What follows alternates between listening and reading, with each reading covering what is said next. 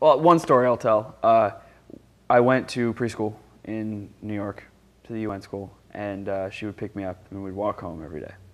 And we would walk home up Park Avenue to my nice fancy penthouse apartment on 38th Street and Park Avenue right in the middle of Manhattan, and we passed this church every day. And there was a homeless guy that was out there every day.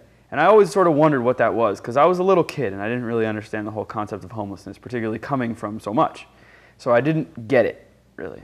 And finally one day I asked her about it and I said, why does that guy sit out there on the street every day and he smells bad and he looks dirty, and what is he doing?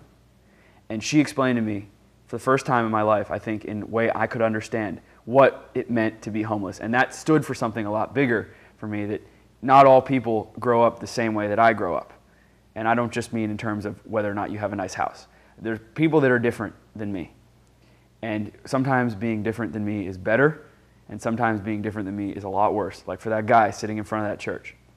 And I think that was I didn't realize it at the time, but it's something that I've always remembered, a real watershed moment for me, realizing that there's a lot of other stuff out there past what I had been exposed to in my first 4 or 5 years. And I can tell you with certainty I didn't realize it at the time, but now reflecting back on that as a moment that I certainly do recall from one of my earliest vivid childhood memories, was not understanding that and being frustrated that I didn't understand that, and having Dora explain it to me in a way that got me to thinking about those kinds of things.